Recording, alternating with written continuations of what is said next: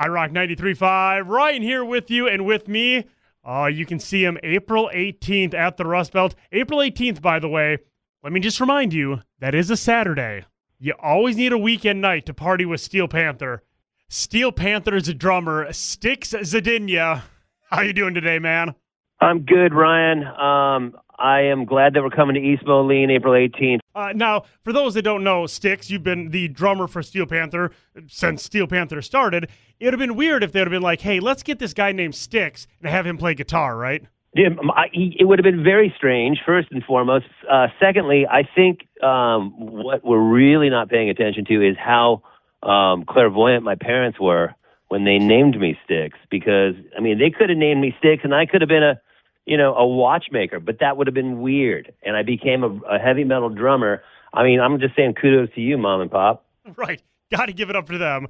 Okay, so you are the drummer. Before we talk more about Steel Panther, what got you, other than clearly your name, just like into drumming? Was there someone that you kind of looked up to as a young Stix going, that's the guy right there, that's what I want to do? Well, clearly I'm going to give you the stock answers, and that's John Bonham, Stuart Copeland, and Rod Morgenstein from Winger and the Dixie Dregs. But let me take you back. When MTV first kind of came out, I was lucky enough to get it because my parents were into cable. And I'll never forget when I saw, I think it was called, the song was called Fool's Game by a one Mr. Michael Bolton. Let me take you back. So, third grade, I went over to my friend Brent's house. He had a drum set. I hit the drums and I was like, what in the F is this? And I connected with it so viscerally. I went home. I told my dad, I'm like, Dad, I'm playing drums. And he's like, no, you're not. You're crazy. And I was like, no. And so he's like, okay, here's what we're doing. We're going to get you a practice pad. We're going to get you lessons. I'm never going to tell you to practice. And the first time your teacher tells you that you haven't been practicing or improving, we stop.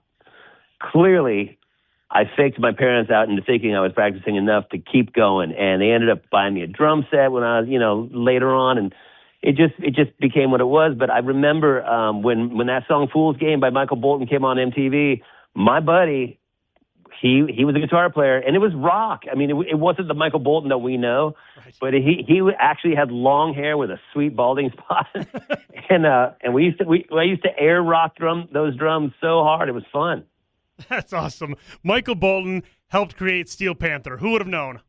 Dude, you know what? When you put it like that, you're totally right. He helped shape Steel Panther. Thank you, Michael B. Would you say that being the drummer of Steel Panther is the best job in the band? Yes. Dude, yeah. Here's why. So I've got my three guys in front, and they're prancing, and they're posing, and they're rocking, and they're playing, and they're killing it, and they're doing their thing, right? And they can get into anyone's face that they want to get into. As the drummer, you're geographically located in the back of the stage. So you have to develop a certain sixth sense, and you need to be able to scan that crowd, take notice of which chicks are looking at you with the I want to hang out with you after the show eyes. And once you determine that, then you need to be able to, while you're playing, you cannot move anything other than your face, basically, at them. You need to communicate with just your face. I choose you, and we are going to have a great time. So is it the best job in the band? Of course it is, because by the end of the night, there is no question. If somebody's locking on to me to want to hang out, they're not settling. They've chosen their first selection, because chicks and drummers, they're like, if a chick is a drummer kind of chick, they're not into guitar players. I don't care if you're Nuno Bettencourt or Satchel. You're very beautiful men, but they're not going to want anything to do with you because you don't hit things hard. Right, that's just it. That's the part right there. So when Eyes of the Panther are playing, that is when you are just focused on the crowd. When we open with Eyes of the Panther often, and that is where I do my let's just call it laying the foundation. So I'm out there looking. I'm like, hey, what's on the menu tonight? Let me see what's available, and then I have to determine whose menu I might be on. So by the middle of the show, I got a pretty good solid clue as to how this is going to go. And then by the end of the show, it's just, I'm like laser locked and it's go time. Now, there has to be a story from the past 20 years of you guys playing somewhere, people come in not really knowing what to expect. Maybe they're there for the opener, or, they just kind of like, oh, hey, there's a show, let's go. There's got to be a story of a person like that walking into the venue, seeing and hearing what Steel Panther is all about, and their reaction. What's one of the best ones that you remember? Dude, I could tell you right off the rip. The one that stands, that's happened many times because, oftentimes that doesn't normally happen at a regular venue like a theater or a club or an amphitheater or a stadium but what I can tell you is those kinds of things happen most often at casinos, because a lot of times people are at the casino, they hear about this show in the showroom, right? And they might not know the band, but they got free tickets because they were gambling or whatever. So oftentimes that kind of thing happens where, like, we'll come out at a casino and, we start playing and it's, 98% of our fans, 95% of our fans, and 5% people who just happen to get tickets from the casino. Maybe they're high rollers or whatever. And when I see, people dressed up like they're going out to, a Gordon Ramsay restaurant and they show up at our show, I'm like, you probably don't know who we are. And then it's very interesting because, I think most people would think that a lot of let's just call them what they are, like cougars and saber-toothed ladies, right? A little older, more refined. You would kind of assume that they'd be like, oh, this is so offensive. I can't be a part of this.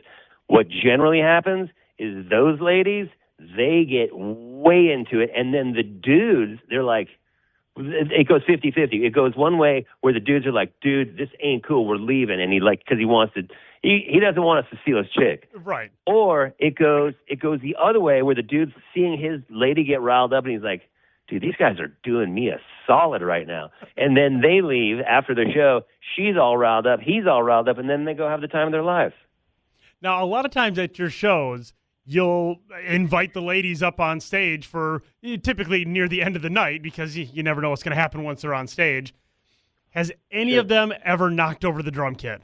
Because the other guys, like you said, they're just dancing in the front there. They got their little guitars, whatever, they're fine. You're back there with a full kit, and all these people are dancing around you. And every time I see it, I'm like, man, one wrong move, that's the end. I've had girls fall over on me, but I've never had a girl actually knock the drum set over. And I think there's a lot of credit that goes to my drum tech, because they keep an eagle eye on that stuff. And once they see, we like to play a little game in Steel Panther. It's called, is it the booze or the shoes? And once you see someone start to wobble, they will come over and they will gently escort the ladies off the riser if they think that they're going to be, cost us a drum set. Sure. The booze or the shoes. I like that. That might be my new game now at these shows. Dude, next time you go to Vegas and you're in one of those giant hotels down the hallways and you see stumbling chicks from like a bachelorette party, play is it the shoes or the booze? And you got to determine, is she hammered or is she just got ill-fitting shoes she doesn't know how to walk in? I mean, that doesn't even have to be Vegas. That can be a show on a night out here in the Quad Cities, man. That's awesome, great.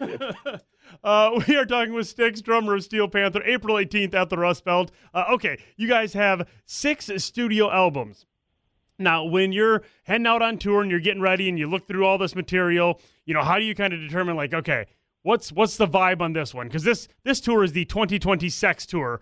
So, like, when you look at all the albums, all the songs, you go, okay, which ones do we pick here to fit the vibe of what we're doing this tour? Well, I mean, that's kind of a difficult question to answer because every song we have is about sex. So, 90% of them are about sex. So, I think we're going to put this set list together kind of like we always do. It'll be a little bit different because we don't totally want to repeat ourselves, but there's got to be the staples that people love. And then we'll get a little, exploratory, and we'll put in some songs maybe we haven't done in a while or we've never done. And we try to keep it as fresh as possible. We tour a lot, so, we're very conscious about, we have records of all our set lists, and we go, hey, when was the last time we were at the Rust Belt? And we don't want to do that set. So we make sure that we vary it, because the same person may come to this show as was at the last show. We want to give them something fresh to talk about and something fresh to experience. No, that's awesome. That's a great way to look at it. Like, hey, every time is going to, you know what you're going to get with Steel Panther, but we want to make it different and special every time. Yeah. I mean, dude, we're not going to reinvent the wheel. We're not going to come out in tuxedos with a horn section, and we're not trying to do that, because when bands do that, the thing that you liked about or you loved about that band, the way they made you feel, when they depart too far from that because they're maturing or whatever, I can't get down. I mean, like, I appreciate growth in an artist, don't get me wrong, but there are certain bands that I want Van Halen to do what Van Halen did, right? I want Iron Maiden to come out with a 30,000-foot Eddie and a giant backdrop and a play. I want that. And if Iron Maiden was going to go on a tour and they're like, all right, guys, we're hanging the props up and we're going to come out and we're going to sit on stools and we're going to do like a songwriters in the round, I'd be like, F that, dude. I don't want that in my Iron Maiden. Do I want that in my Sting? Yes, I want evolution in Sting. Do I want that in my Radiohead? Yes, to a point, but all the clicks and whistles at a certain point gets super weird. But when it comes to heavy metal, I want the bands that I loved to do the thing that they do that I loved, because, it's people come to Steel Panther shows for several reasons, but I think the main reason is to have a great time. And if we don't do that, then stop coming to the shows. Oh, 100%. I mean, it's a great time with great music. And that's what I always tell people. Like, look, you're going to have fun. You're going to get some laughs in here as well.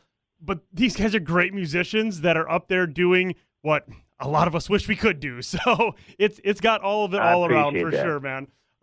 So, I mean, everyone obviously gets together on the set list and stuff. Just for you, forget the other guys, just for you, is there a favorite one that you're like, I love playing this one because it's just a favorite song of mine. It's a song that I really get to showcase the drums on. Is there one of those that really stand out for you? I think, for me, the two that are the most fun to play are 17 Girls in a Row and Glory Hole. Those are the two that I really enjoy playing. But I also love playing Weenie Ride, which is a piano ballad, because I get to come out and play piano. So, the whole show I'm in my office behind the drums, and I love that. That's where I work. But when I get to mix it up and come out and do Weenie Ride, it's a really, really fun time. It's nice to be in the front, and then I enjoy going back and killing the rest of the show. But I think those three songs would probably top the list for me. Perfect. Now, April 18th at the Rust Belt, we know Steel Panther is there. I'll be honest, not sure who's coming with you. Do we have an opener yet for the show? We do not have an opener, but we are taking submissions. I will tell you this. The only thing, though, is if you submit, you have to be prepared to run a nude relay, and whoever has the fastest time will be the opener. The fastest time on the nude relay? Yes. Yeah, I mean, you're not going to do this. And look. You can't do this clothed with athletic shoes. No. This is all nude, and it's in a field. It's very sexy. But I will say this. It's really to your advantage to have more people in your band, because then you're probably going to run faster because people have to run less. So if you have a 10-person band, everyone runs, 30 yards. You're going to haul. But if you have a 3-piece or a 2-piece like the White Stripes, no chance. White Stripes out, Slipknot in. Let's go. Let's go polyphonic spree in. Slipknot in. Earth, Wind, and Fire. Great candidates. Let's go. Perfect. Awesome, man. The 2020 Sex Tour coming to the Rust Belt here on April 18th. I know I am looking forward to it, as are many here in the Quad Cities. You will be back again. And like I said, it's on the weekend. So you guys have plenty of time to recover after you come out and have fun with us and get this concert season started right. Stix, man, what's the last thing you want to say to the Quad Cities before I let you go? I love you guys with all of my heart, and I can't wait to get high as hell with you. Perfect. I will see you at the Rust Belt on April 18th, man. Thanks, dude. Have a good one. See you there.